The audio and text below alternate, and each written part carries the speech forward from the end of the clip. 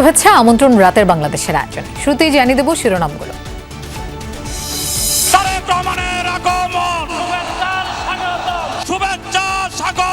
চট্টগ্রামবাসীর পক্ষ থেকে চট্টগ্রাম, ফেনী, কুমিল্লায় ধানের শীষের বিশাল শোডাউন। সরকার গঠনের সুযোগ পেলে দুর্নীতি ও অপরাধ দমনে কঠোর হওয়ার ঘোষণা তারেক রহমানের। আমরা আপনারা যাতে চিকিৎসা সুবিধা পান, বিশেষ করে গ্রামের মানুষ যাতে করে চিকিৎসা সুবিধা পায়, তার জন্য আমরা সারা দেশে গ্রামে গ্রামে হেলথ কেয়ারের আমরা দিতে চাই।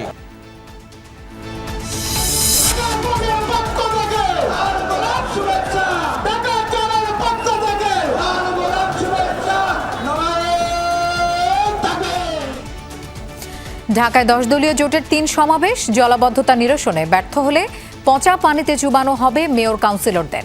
ভোটের বাক্সে হাত দিলে জ্বলবে আগুন। 12 তারিখে কোনো দুর্বৃত্ত এই যুব সমাজের বুকে যদি হাত দিতে চায়, সেই হাতকে গুঁড়িয়ে দিতে হবে।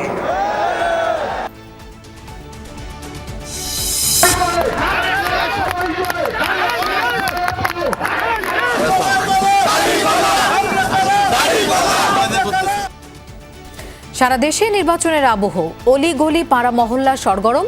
প্রার্থীদের পদচারণায় ভোটারদের নিরাপত্তায় সর্বোচ্চ গুরুত্ব কমিশনের।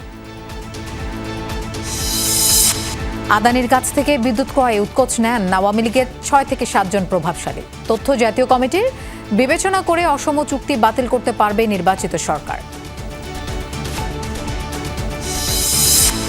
এছাড়াও রাতের বাংলাদেশে আরও থাকছে।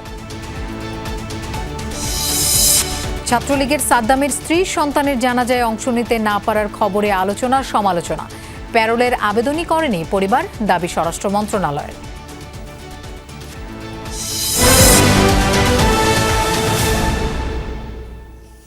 এতক্ষণ শিরোনাম দেখছিলেন, আপনাদের সঙ্গে থাকছি আমি মৌসুমী আহমেদ লোপা।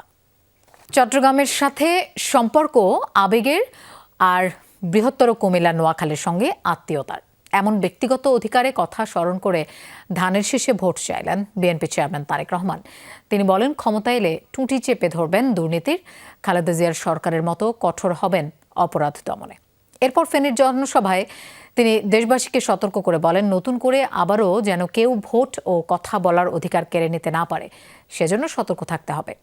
ফেনী থেকে কুমিল্লায় আসেন তারেক রহমান, ভাষণ দেন একাধিক সমাবেশে। আরফিন শাকিলের রিপোর্টে দেখুন বিস্তারিত। আর ছবি তুলেছেন জিহাদ ইসলাম ও তানভীর মিজান।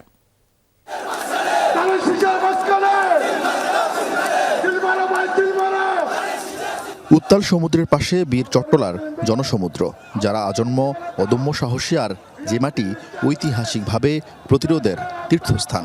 সেই জনপদে প্রায় 21 বছর পর জিয়া রহমানের পুত্র তারেক রহমান।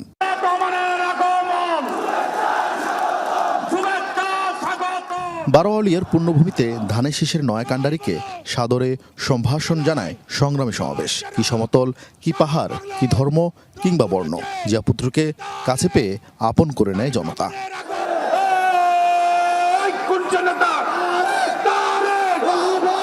তারেক রহমান বক্তব্য শুরু করেন চট্টগ্রামের আঞ্চলিক ভাষায়। রাজনৈতিক প্রতিপক্ষের সমালোচনা না করে বরং অধিকার আদায়ে সবাইকে সজাগ থাকার আহ্বান জানান। বিএনপিকে সরকার গঠন করতে হবে। আপনারা যদি বিএনপির পাশে থাকেন, আপনারা যদি বিএনপিকে সমর্থন দেন, 12 তারিখের নির্বাচনে আপনারা যদি বিএনপিকে ধানের শীষে জয়যুক্ত করেন, তাহলেই একমাত্র আমরা পরিবর্তনগুলো করতে পারবো।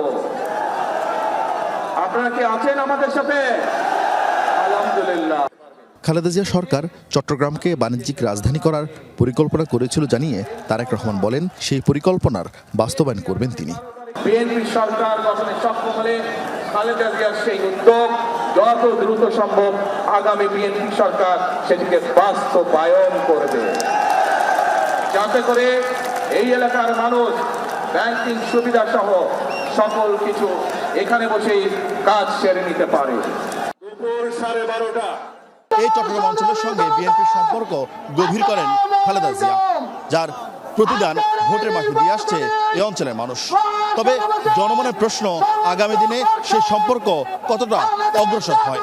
তবে মঞ্চ থেকে তারেক রহমান আশ্বস্ত করেছেন, আগামীতে এই চট্টগ্রামের সঙ্গে বিএনপির সম্পর্ক হবে আরও গভীর।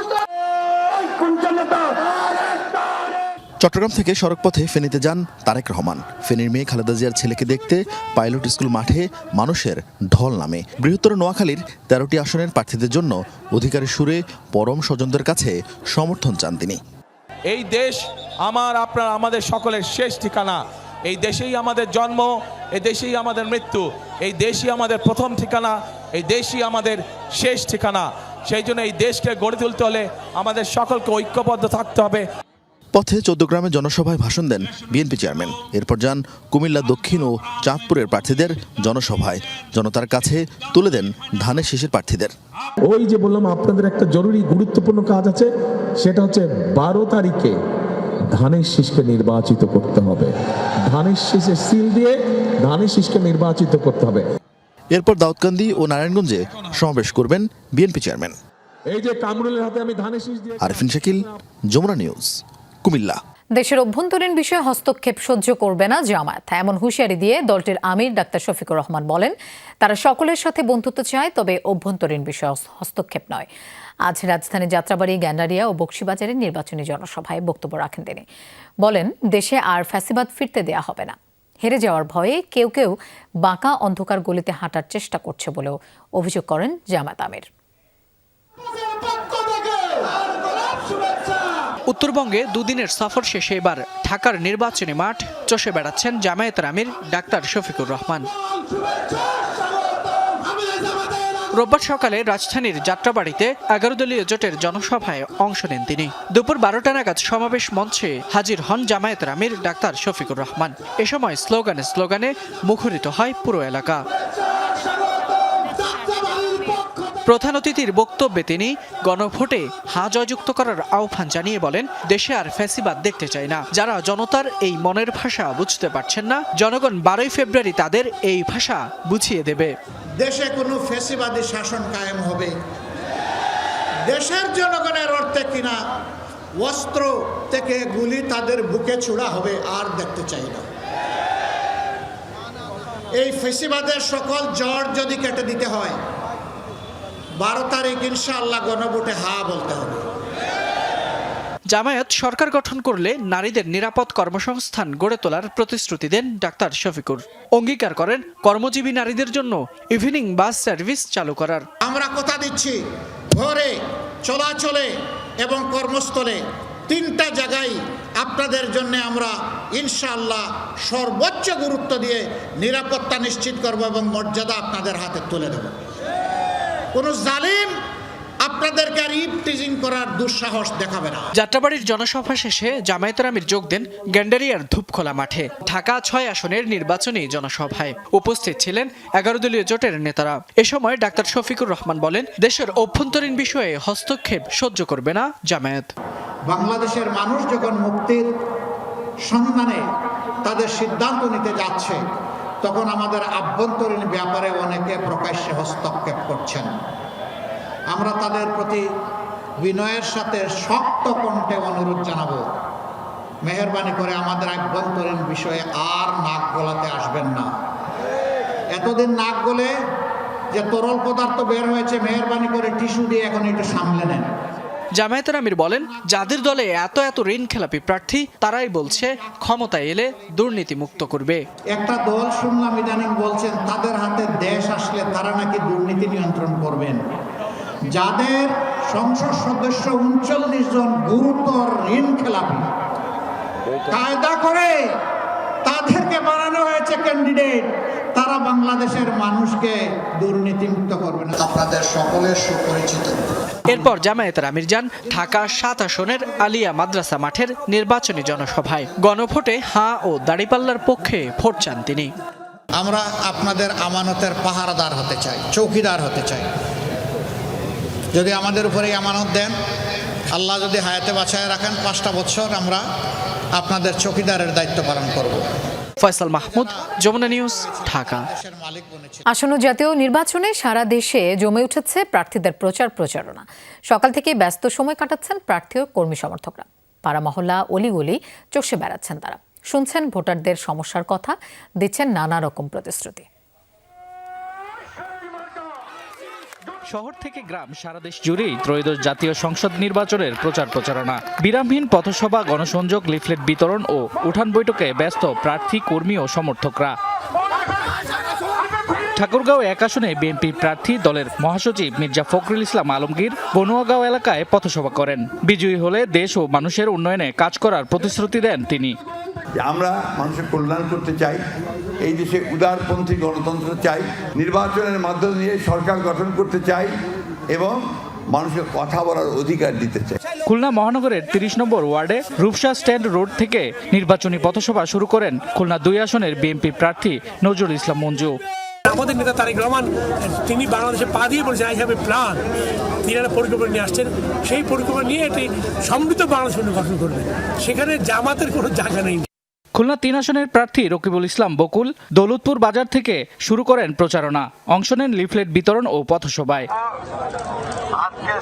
নির্বাচনী প্রচারণায় রাজশাহী 2 আসনের বিএনপি প্রার্থী মিজানুর রহমান মিনু বলেন, গত 17 বছর ভোট দিতে পারেনি মানুষ, তাই এবার ভোট দিতে মানুষের ব্যাপক আগ্রহ। ধানের শীর্ষে জনসভায় আমাদের দলের চেয়ারম্যান রাশেতে আসবে, বরেন্দ্রভূমি মাটির সন্তানেরা, হযরত শাহ মখদুম রূপসমাদের সন্তানেরা সবাই এই জনসভায় অংশগ্রহণ করবে। সিলেটের আখালিয়া ঘাট এলাকায় গণসংযোগ করেন বিএনপি প্রার্থী খন্দকার আব্দুল মুক্তাদির। সিলেটের উন্নয়নের জন্য আগামী দিনে আমাদের সবথেকে বড় প্রায়োরিটি অগ্রাধিকার হবে সরকারি সহায়তায় শিল্প স্থাপন করে কর্মসংস্থানের ব্যবস্থা করা। ফরিদপুরে নির্বাচনী এলাকায় গণসংযোগ করেছেন চৌধুরী নাও ইউসুফ। বলেন, মানুষ এখন বিএনপিকে ভোট দিতে চায়, বিএনপির এমপিকে চায়। আগের বারের মতো এবার নির্বাচন হবে না এবং তারা বুঝছে এবং তারা ভোট দেওয়ার জন্য খুবই উদ্গ্রীব। নরসিংদীতে গণসংযোগ ও উঠান বৈঠক করেছেন খায়রুল কবির খোকন। নির্বাচিত হলে মেডিকেল কলেজ ও বিশ্ববিদ্যালয় সহ বিভিন্ন প্রতিশ্রুতি দেন তিনি। জনগণের যে মৌলিক দাবিগুলি সবগুলি রয়েছে, অনেক কৃষি, স্বাস্থ্য, আমাদের শিক্ষা, আমাদের সমস্ত কিছু এর মধ্যে রয়েছে। সালোয়া গ্রামে পথসভা করেছেন খুলনা 5 আসনের জামাত প্রার্থী মিয়া গোলাম পরোয়ার। তিনি বিএনপির বিরুদ্ধে ফ্যামিলি কার্ড বিতরণের নামে প্রতারণা ও আচরণবিধি লঙ্ঘনের অভিযোগ করেন। নিঃস্বার্থভাবে যারা দেশকে ভালোবাসে তারা আর ওই চাঁদাবাদ, মস্তানি, খুনি, হিন্দুদের সম্পত্তি দখলকারীদেরকে আর ভোট দিতে চায়। পঞ্চগড়ে নির্বাচনী প্রচারণায় অমরখানা ইউনিয়নের বিভিন্ন এলাকায় গণসংযোগ ও উঠান বৈঠক করেন 11 দলীয় জোটের প্রার্থী সার্জিস আলম। বলেন, পূর্ব নির্ধারিত হেভিওয়েটের যে চিন্তা বা কনসেপ্ট, এটা আর এই বাংলাদেশে টিকবে না। প্রত্যেকটা মানুষ চাঁদাবাজি, দখলদারিত্ব, হুমকি দামকি, ক্ষমতার অপব্যবহার থেকে শুরু করে মামলা বাণিজ্য, এইসব যারা করেছে তাদের বিরুদ্ধে এবার ভোট দিবে। ভোটের মাঠে সরব হাতপাকার প্রার্থীও। রাঙামাটিতে ব্যাপক গণসংযোগ করেছেন হাতপাকার প্রার্থী জসিমউদ্দিন। শামস তাবরিজ উচ্ছ্বাস, যমুনা নিউজ। সবাই যেন শান্তিপূর্ণভাবে কেন্দ্রে গিয়ে ভোট দিতে পারে, সেজন্য সব ধরনের ব্যবস্থা নেবে কমিশন, জানিয়েছেন প্রধান নির্বাচন কমিশনার এম নাসির উদ্দিন। তিনি বলেছেন, ইসির প্রস্তুতিতে কূটনীতিকরা সন্তোষ প্রকাশ করেছেন। নিশ্চিত নিরাপত্তার ব্যবস্থা ইনশাল্লাহ আমরা করব, যাতে কথা বলতে অত্যন্ত শান্তিপূর্ণভাবে সবাই এই কেন্দ্রে আসতে পারে, ভোটটা দিতে পারে, ভোটটা দিয়ে যাতে ফিরে যেতে পারে। আমাদের তরফ থেকে we will do our best to ensure a safe environment for the voters. ভারতের রাজধানী নয়াদিল্লিতে প্রকাশ্য অনুষ্ঠানে পলাতক সাবেক প্রধানমন্ত্রী শেখ হাসিনার বক্তব্য দেয়াকে কেন্দ্র করে গভীর বিস্ময় ও ক্ষোভ প্রকাশ করেছে অন্তর্বর্তী সরকার। পররাষ্ট্র মন্ত্রণালয়ের এক বিজ্ঞপ্তিতে বলা হয়েছে, মানবতা বিরোধী অপরাধে আন্তর্জাতিক অপরাধ ট্রাইব্যুনালে দণ্ডিত শেখ হাসিনাকে প্রকাশ্যে বক্তব্যের সুযোগ দেওয়া হয়, যেখানে তিনি বাংলাদেশের সরকার উৎখাতের আহ্বান জানান এবং আসন্ন জাতীয় নির্বাচন ভণ্ডুল করতে তার দলীয় সমর্থক ও সাধারণ জনগণকে সহিংসতা ও সন্ত্রাসী কর্মকাণ্ডে উস্কানি দেন। আরও বলা হয়, দ্বিপাক্ষিক বন্দি প্রত্যাপন চুক্তির আওতায় শেখ হাসিনাকে বাংলাদেশের কাছে হস্তান্তরের বিষয়ে বারবার অনুরোধ জানানো হলেও ভারত এখনও সে বিষয়ে কোনো পদক্ষেপ নেয়নি। একজন দণ্ডিত ব্যক্তিকে প্রকাশ্যে বিদ্বেষমূলক বক্তব্যের অনুমতি দেয়া আন্তঃরাষ্ট্র সম্পর্কের নীতিমালা ও সুপ্রতিবেশী সুলভ আচরণের পরিপন্থী। ভারতীয় কোম্পানি আদানি থেকে প্রতি ইউনিট বিদ্যুৎ 6 টাকা বাড়তি দামে কিনছে সরকার, আর এই জন্য বছরে রাষ্ট্রের ক্ষতি হচ্ছে প্রায় 5,000 কোটি টাকা। তবে সময় স্বল্পতায় আওয়ামী লীগ আমলের বিদ্যুৎ খাতের চুক্তিগুলো বাতিল করতে পারছে না অন্তর্বর্তী সরকার। আজ একথা জানিয়েছে এ সংক্রান্ত জাতীয় কমিটি। এসব চুক্তিতে সরকার প্রধানের অ্যাকাউন্টে টাকা না ঢুকলেও সে সময়ের প্রভাবশালী 6 থেকে 7 জনের উৎকোচ নেয়ারও প্রমাণ পেয়েছে কমিটি। প্রত্যাশা, এসব বিবেচনায় নিয়ে আদানি সহ অন্যান্য অসম চুক্তি বাতিল করবে নির্বাচিত সরকার। 2009 থেকে 2024 টানা 4 মেয়াদে ক্ষমতায় থাকাকালে বেশ কয়েকটি বড় বিদ্যুৎ কেন্দ্র চালু করেছিল তৎকালীন আওয়ামী লীগ সরকার। এর প্রায় সবগুলোই বিদ্যুৎ ও জ্বালানি দ্রুত সরবরাহ বৃদ্ধি বিশেষ বিধানের আওতায়, অর্থাৎ টেন্ডার ছাড়াই দেয়া হয়েছিল বিলিয়ন ডলারের কাজ। 5 আগস্ট 2024-এর পট পরিবর্তনের পর এসব চুক্তি পর্যালোচনা করতে হাইকোর্টের অবসরপ্রাপ্ত বিচারপতি মইনুল ইসলাম চৌধুরীকে প্রধান করে কমিটি করে সরকার।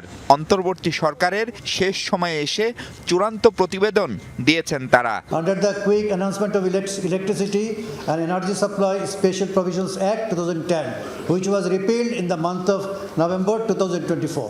এর বাইরে যাওয়ার তো কোনো সুযোগ নাই। স্থাপিত বিদ্যুৎ কেন্দ্রের একটা বড় অংশই কাজে আসে না, যার জন্য বছরে হাজার কোটি টাকা লোকসানও গুনতে হচ্ছে জনগণকে।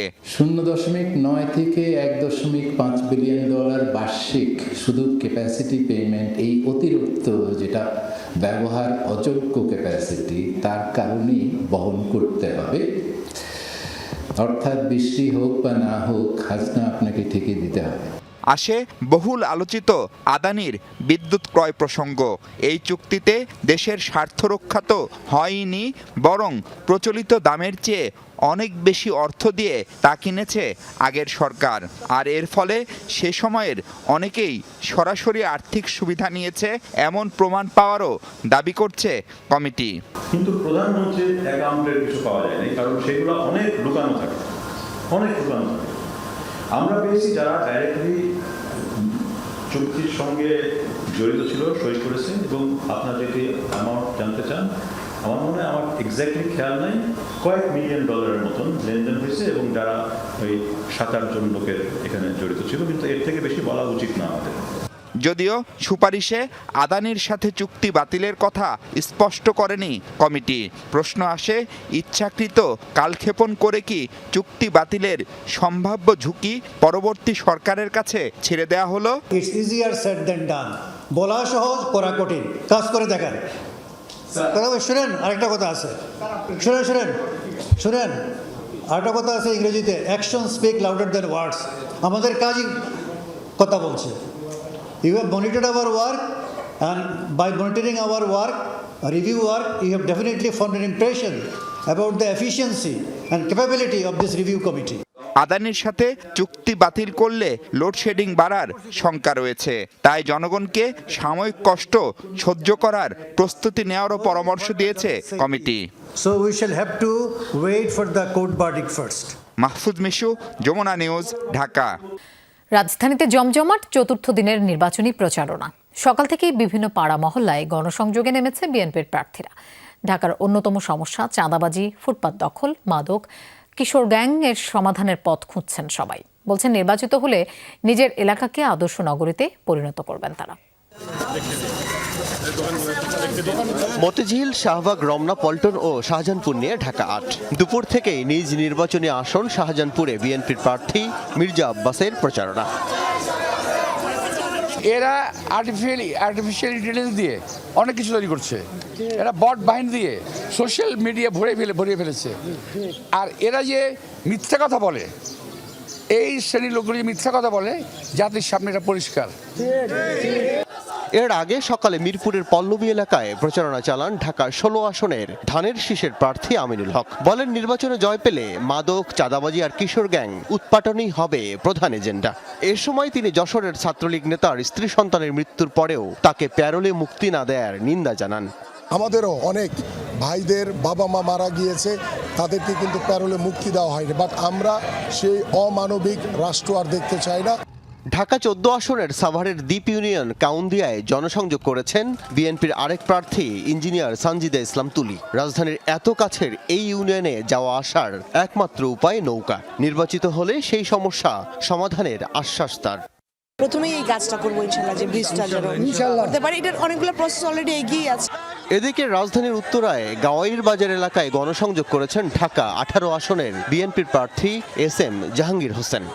আমরা মানুষকে নিরাপত্তা দিব, মানুষের যে কল্যাণকর যে কাজে সেই কাজে আমরা সহযোগিতা করব। ধানের শীষে ভোট পেতে নিজ নিজ এলাকার সমস্যা চিহ্নিত করে সে অনুযায়ী প্রতিশ্রুতি দিচ্ছেন বিএনপির প্রার্থীরা। আল আমিন হক অহন, যমুনা নিউজ, ঢাকা। চলছে জমজমাট এক নির্বাচনের প্রস্তুতি। প্রচারণায় সরগরম রাজনীতির মাঠ। স্বতন্ত্র প্রার্থীরাও জোর কদমে চালাচ্ছেন প্রচারণা। অন্য প্রার্থীরাও নানান প্রতিশ্রুতি নিয়ে ঘুরছেন ভোটারদের দ্বারে দ্বারে। কম বেশি সবারই বিভিন্ন অভিযোগ থাকলেও সুষ্ঠু ভোট নিয়ে বেশ আশাবাদী সব প্রার্থী। দেশ জুড়ে পুরো দমে শুরু হয়ে গেছে নির্বাচনী আবহ। গতকালই নিজের 6 দফা ইশতেহার ঘোষণা করেছেন ঢাকা 9 আসনের স্বতন্ত্র প্রার্থী তাসনিম জারা। সকাল থেকে খিলগাঁওয়ে গণসংযোগ করেছেন তিনি। আমাদের ইশতেহারটা একেবারেই মাঠ থেকে উঠে আসা, মানুষের যে চাওয়া পাওয়া, একদম ভেতরের যে আকাঙ্ক্ষাগুলো, সেগুলো আমরা প্রতিফলন করার চেষ্টা করেছি। এদিকে বিএনপি থেকে বেরিয়ে ঢাকা 14 আসনে স্বতন্ত্র প্রার্থী হিসেবে লড়ছেন সৈয়দ আবু বকর সিদ্দিক সাজু। প্রচারণাও চালাচ্ছেন জোরে সোরে। এই যে নতুন ভোটার, তরুণ প্রজন্ম, তাদের মেধাকে কাজে লাগিয়ে আমরা একটি গ্রিন মিরপুর, ক্লিন মিরপুর, একটি বাসযোগ্য আদর্শ মিরপুর হিসেবে রাজধানীর বুকে মিরপুরকে প্রতিষ্ঠা করব। এদিকে ঢাকার 8 আসনে জনগণের কাছে গিয়ে কুশল বিনিময় করে ভোট চাইছেন 10 দলীয় জোটের প্রার্থী নাসির উদ্দিন পাটোয়ারি। ঢাকা 11 আসনেও ভোটারদের সঙ্গে গণসংযোগ চালাচ্ছেন এনসিপির নাহিদ ইসলাম। শেখ হাসিনা তো 10 টাকায় চাল খাওয়ানোর কথা বলেছিল। কৃষিকার্ডগুলো কিন্তু আগে থেকেই দেওয়া হচ্ছে, এমন সরকারে আসলে তারা দিবে বলতেছে। বিভিন্ন এলাকায় দেখবেন তারা এখন থেকে এটা দিচ্ছে, এই টাকাটা নিজেদের টাকা দিয়ে তারা দিতেছে। এই টাকা তারা কোথায় পাচ্ছে? কোথাও আমাদেরকে ডিম মারতেছে, কোথাও ময়লা পানি মারতেছে। যুব দলের কর্মীদেরকে বিভিন্ন জায়গায় দাঁড় করিয়ে রাখছে, যে বিভিন্ন জায়গায় হকি স্টিক, তারপরে স্ট্যাম্পগুলা ব্যাপক হারে বিক্রি হচ্ছে। নানান অভিযোগ থাকলেও সুষ্ঠু নির্বাচন নিয়ে বেশ আশাবাদী প্রার্থীরা। ত্রয়োদশ সংসদ নির্বাচনে প্রচারণা চলবে 10 ফেব্রুয়ারি সকাল 8টা পর্যন্ত। সুমাইয়া ঐশী, যমুনা নিউজ, ঢাকা। লালমনিরহাটের হাতীবান্ধায় নির্বাচনী প্রচারণাকে কেন্দ্র করে বিএনপি ও জামায়াত নেতাকর্মীদের মধ্যে ব্যাপক সংঘর্ষ হয়েছে। এতে আহত হয়েছেন অন্তত 15 জন। দুপুরে টংভাঙ্গা ইউনিয়নের কাশাইটারি এলাকায় এই ঘটনা ঘটে। সংঘর্ষের সময় আশপাশের এলাকাতেও আতঙ্ক ছড়ায়। খবর পেয়ে পুলিশ গিয়ে পরিস্থিতি নিয়ন্ত্রণে আনে। এই ঘটনায় বিএনপি ও জামায়াত নেতাকর্মীরা পাল্টাপাল্টি দোষারোপ করেছেন। আহতদের উদ্ধার করে বিভিন্ন হাসপাতালে চিকিৎসা দেওয়া হচ্ছে। সংঘর্ষের সময় বেশ কয়েকটি মোটরসাইকেল ভাঙচুর করা হয়। এ ঘটনায় এলাকা থমথমে, মোতায়েন রয়েছে অতিরিক্ত পুলিশ। নিষিদ্ধ সংগঠন ছাত্রলীগের বাগেরহাটের নেতা সাদ্দামের স্ত্রী ও সন্তানের মরদেহ নিজ গ্রাম ডাঙ্গায় পারিবারিক কবরস্থানে দাফন করা হয়েছে। প্যারোলে মুক্তি না পাওয়ায় জানাজাতেও অংশ নিতে পারেননি সাদ্দাম। শেষবারের মতো দেখতে বাগেরহাট থেকে যশোর কারাগারে নেওয়া হয় স্ত্রী সন্তানের মরদেহ। আর এ ঘটনায় দেশ জুড়ে তৈরি হয় ব্যাপক সমালোচনা।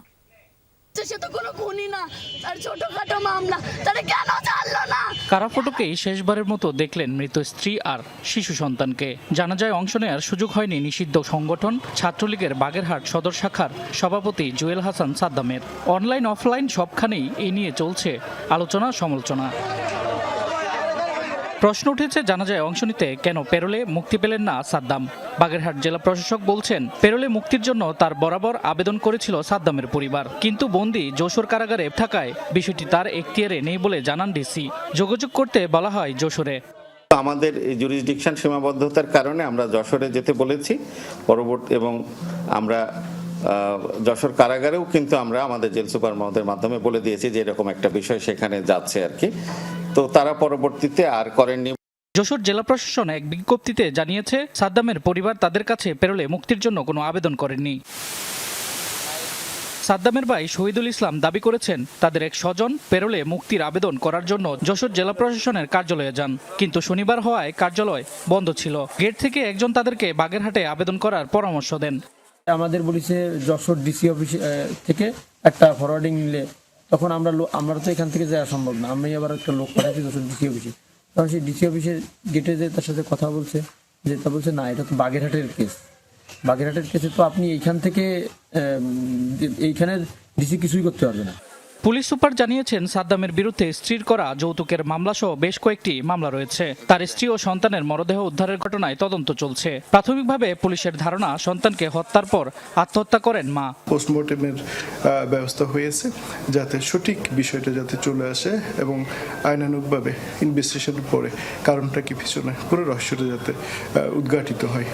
শুক্রবার বাগেরহাট সদরের সাবেকডাঙ্গা গ্রামে নিজ বাড়ি থেকে সাদ্দামের স্ত্রী কার্নিস সুবর্ণার ঝুলন্ত মরদেহ উদ্ধার করা হয়। পাশেই পড়েছিল 9 মাস বয়সী নাজিম হোসেনের মরদেহ। ময়নাতদন্ত শেষে শনিবার রাতে নিজ গ্রামেই দাফন করা হয় তাদের। শামস তাবরিজ উচ্ছ্বাস, যমুনা নিউজ। কেরানীগঞ্জের বিএনপি নেতা খুনের ঘটনায় এখনো কাউকে আটক করতে পারেনি আইনশৃঙ্খলা বাহিনী। হত্যার কারণ নিয়েও আছে ধোঁয়াশা। তবে স্থানীয় আধিপত্য বিস্তার নিয়ে এই হত্যাকাণ্ড বলে ধারণা এলাকাবাসীর। বিএনপি নেতারা বলছেন, নির্বাচন বাধাগ্রস্ত করতেই হযরতপুর ইউনিয়ন বিএনপির সাধারণ সম্পাদক হাসান মোল্লাকে হত্যা করেছে সন্ত্রাসীরা। প্রায় ৪৪ ঘন্টায় মৃত্যুর সঙ্গে পাঞ্জা লড়ে অবশেষে হার মানেন কেরানীগঞ্জের বিএনপি নেতা হাসান মোল্লা। শনিবার বিকেলে রাজধানীর একটি হাসপাতালে মারা যান হযরতপুর ইউনিয়ন বিএনপির সাধারণ সম্পাদক। ঢাকা মেডিকেলে মরদেহের ময়নাতদন্ত শেষে রোববার সকালে মরদেহ নিয়ে যাওয়া হয় কেরানীগঞ্জের জগন্নাথপুরের বাড়িতে। শেষ বিদায় জানাতে সেখানে ছুটে আসেন স্বজন, শুভাকাঙ্ক্ষী আর দীর্ঘদিনের রাজনৈতিক সহযোদ্ধারা। তারা হাসান মোল্লার মৃত্যুর জন্য দায়ীদের দৃষ্টান্তমূলক শাস্তির দাবি জানান। আমাদেরকে আতঙ্ক ছড়ানোর জন্য এটা করতে পারে কেউ, যে আতঙ্ক ছড়ানো নির্বাচনকে বাধাগ্রস্ত করার জন্য। হাসান মোল্লাকে গুলি করে এই নির্বাচনকে বানচাল করা যাবে না এবং এই কেরানীগঞ্জ তথা হযরতপুরকে জমাইতে পারবে না আমাদের নেতাকর্মীরা। আরও উচ্ছ্বসিত, এক হাসান মৃত্যুবরণ হলেও আমাদের হাজারো হাসান আমাদের মাঠে আছে। অতি তাড়াতাড়ি দুষ্কৃতিকারীদের, এই সন্ত্রাসীদের বিচার দাবি করছি। আইনশৃঙ্খলা বাহিনী যারা আছেন তারা যেন অতি দ্রুত এই সন্ত্রাসীদের শনাক্ত করে বিচারের আওতায় আনে। বৃহস্পতিবার রাতে বাড়ির অদূরে ঢালিকান্দির এই স্থানেই পরপর 2টি গুলি করা হয় হাসানকে। এরপর দ্রুতই মোটরসাইকেলে করে পালিয়ে যায় 2 দুর্বৃত্ত। পুলিশ ও স্থানীয় সূত্র বলছে, 5 আগস্টের পট পরিবর্তনের দীর্ঘদিন পর এলাকায় ফেরেন হাসান মোল্লা। এতে এলাকায় সাবেক ইউপি চেয়ারম্যান আইনালের আধিপত্য হাতছাড়া হয়, যিনি কেরানীগঞ্জের সাবেক উপজেলা চেয়ারম্যান শাহিন ইসলামের অন্যতম সহযোগী। তাই হাসান মোল্লাকে হত্যার ঘটনায় এলাকাবাসীর অভিযোগের তীর সাবেক চেয়ারম্যান আইনালের দিকে। এই ঘটনায় এখনো মামলা দায়ের করেনি নিহতের পরিবার। পুলিশ বলছে, মামলা এবং তদন্তের পরেই খুনের বিষয়ে বিস্তারিত বলা সম্ভব।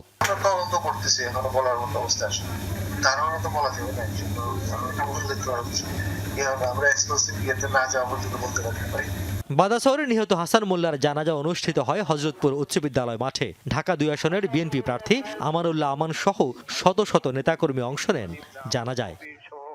রিয়াজ রায়হান, যমুনা নিউজ, ঢাকা। কোনো মন্ত্রণালয় প্রকল্প বাস্তবায়নে ভালো করলেই তাকে বেশি বরাদ্দ দেওয়ার প্রবণতা ভাঙতে হবে আগামী সরকারকে। রাজনৈতিক মারপ্যাচের চেয়ে গুরুত্ব দিতে হবে দীর্ঘমেয়াদী পরিকল্পনাকে। নজরদারি লাগবে প্রশাসনে।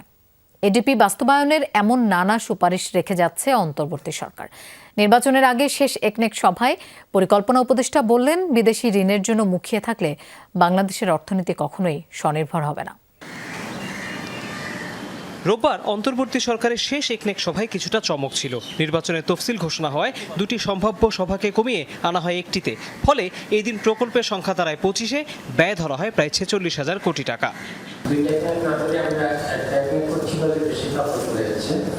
উপদেষ্টা জানান, নতুন সরকারের জন্য বেশ কিছু সুপারিশ রেখে যাওয়া হচ্ছে। নির্ধারিত সময়ে প্রকল্প শেষ না হলে অর্থায়ন বন্ধ করার পক্ষে তিনি। প্রাইমারি শিক্ষা, সেকেন্ডারি শিক্ষা, পিডিপি 1, পিডিপি 2, পিডিপি 3, পিডিপি 4 সবই ঋণ নির্ভর। এ সময় শুধু ডলারের বিনিময় মূল্য সমন্বয়ের জন্য রূপপুর পারমাণবিক বিদ্যুৎ কেন্দ্রের ব্যয় বৃদ্ধি নিয়ে প্রশ্ন তোলেন সাংবাদিকরা। $10-12 বিলিয়ন প্রকল্প যত বেশি দেরি হয় তত আমাদের ক্ষতি হয়, কারণ আমরা ঋণ পরিশোধ শুরু করে দিয়েছি। এর অধিকাংশই হলো ঋণ, এবং আমি তো আগেই বলেছি এই ঋণ অনেক টাকার অঙ্কে অনেক বেড়েছে। নির্দলীয় তত্ত্বাবধায়ক সরকারের আওতায় এর আগেও উপদেষ্টার দায়িত্ব পালন করেছেন ডক্টর ওয়াহিদুদ্দিন মাহমুদ। জানালেন, অর্থনীতির গুরুত্ব মাথায় রেখে প্রতিবার দায়িত্ব পালন করেছেন তিনি। তৌহিদ হোসেন, যমুনা নিউজ, ঢাকা। গাজীপুরে ফিল্মি স্টাইলে ককটেল বিস্ফোরণ ঘটিয়ে ডাচ বাংলা মোবাইল ব্যাংকিং এজেন্টের 25 লাখ টাকা ছিনতাই করেছে দুর্বৃত্তরা। প্রত্যক্ষদর্শীরা জানান, বিকেলে বাসনের আউটপাড়া এলাকায় 3টি মোটরসাইকেলে আসা 6 ছিনতাইকারী ভিকটিম শফিকুল ইসলামের পথ রোধ করে। এ সময় আতঙ্ক সৃষ্টি করতে তারা 2টি ককটেল বিস্ফোরণ ঘটায় এবং চোখের পলকে টাকার ব্যাগ নিয়ে পালিয়ে যায়। শারীরিকভাবে অক্ষত থাকলেও প্রচণ্ড আতঙ্কে অসুস্থ হয়ে পড়েন শফিকুল। তাকে দ্রুত গাজীপুর সদর হাসপাতালে ভর্তি করা হয়। খবর পেয়ে ঘটনাস্থল পরিদর্শন করে সিসিটিভি ফুটেজ সংগ্রহ করেছে পুলিশ।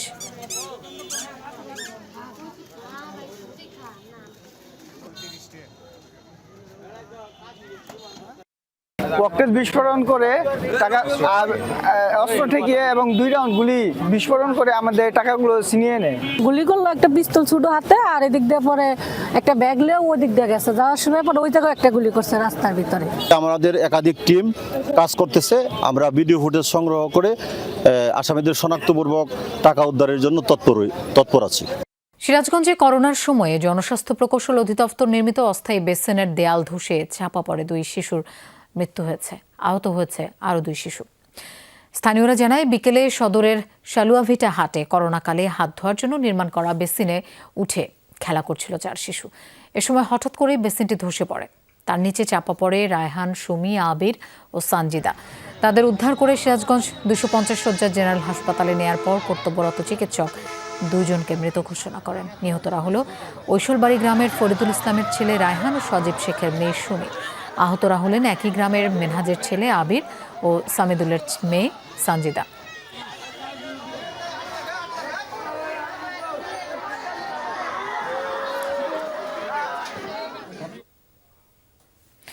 টি-20 বিশ্বকাপে অংশ না নিলে পাকিস্তানের উপরে নেমে আসতে পারে আইসিসির কঠিন শাস্তি। আন্তর্জাতিক ক্রিকেটের পাশাপাশি এই আজ পাকিস্তান সুপার লিগেও পড়ার ইঙ্গিত দিয়েছে ভারতের সংবাদ মাধ্যম দ্য ইন্ডিয়ান এক্সপ্রেস। এদিকে বাংলাদেশের প্রতি সংহতি জানানোর 24 ঘন্টার মধ্যে বিশ্বকাপের দল ঘোষণা করেছে পিসিবি। তবে বিশ্বকাপ ইস্যুতে পাকিস্তান সরকারের নিতে যাওয়া সিদ্ধান্তের প্রতি সমর্থন দেওয়ার কথা জানান ক্রিকেটাররা। ভারত ভ্রমণে নিরাপত্তা ইস্যুতে বাংলাদেশের দাবির প্রতি সংহতি প্রকাশ করে টি-20 বিশ্বকাপ নিয়ে কঠোর অবস্থানে যাওয়ার হুঁশিয়ারি দেয় পাকিস্তান। একদিন পরই অবশ্য 15 সদস্যের বিশ্বকাপের দল ঘোষণা করে পিসিবি। 24 ঘন্টার মধ্যে দেশটির এমন অবস্থান জন্ম দিচ্ছে নানা প্রশ্নের।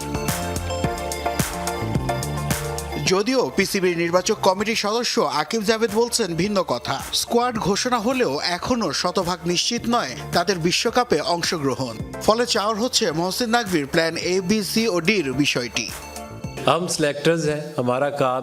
নির্বাচক হিসেবে সময়সীমার ঠিক আগ মুহূর্তে দল ঘোষণা করেছি আমরা। আমাদের অংশগ্রহণের বিষয়ে চূড়ান্ত সিদ্ধান্ত নেবে সরকার। পিসিবি চেয়ারম্যানও একই কথা বলেছেন, তাই আমরা তাদের সিদ্ধান্তের জন্য অপেক্ষা করব। আইসিসি থেকে সরাসরি কোনো চাপ না এলেও ভারতের গণমাধ্যমে উঠে এসেছে ভিন্ন তথ্য। বিশ্বকাপ বয়কট করলে পাকিস্তানকে কঠিন শাস্তির মুখে পড়তে হবে বলে সংবাদ প্রকাশ করে the Indian Express. PCB chairman Mohsin নাকভির বিশ্বকাপ বর্জনের হুঁশিয়ারির পর সংবাদ মাধ্যমটি জানায় এতে করে বিপদে পড়তে পারে পাকিস্তানের ক্রিকেট। আন্তর্জাতিক ক্রিকেটের পাশাপাশি এই আজ পাকিস্তান সুপার লিগেও পড়ার ইঙ্গিত দিয়েছে দ্য ইন্ডিয়ান এক্সপ্রেস। পিএসএল খেলতে বিদেশি ক্রিকেটাররা পাবেন না অনাপত্তিপত্র, পাকিস্তান অংশ নিতে পারবে না এশিয়া কাপেও, এমনকি বাতিল হয়ে যেতে পারে মার্চে দেশটির বাংলাদেশ সফর। বিশ্বকাপে বাংলাদেশের অবস্থানের প্রতি সংহতি জানানো পিসিবি চেয়ারম্যান মহসিন নাকভির সাথে রোববার বৈঠকে বসেন পাকিস্তানের ক্রিকেটাররা। সেখান থেকে পাকিস্তান সরকারের নিতে যাওয়া সিদ্ধান্তের প্রতি পূর্ণ সমর্থন দেওয়ার কথা জানান তারা। নাসিফ শুভ, যমুনা স্পোর্টস। দর্শক, এই ছিল রাতের বাংলাদেশের আয়োজনের। এতক্ষণ সাথে থাকার জন্য ধন্যবাদ সবাইকে। শুভরাত্রি।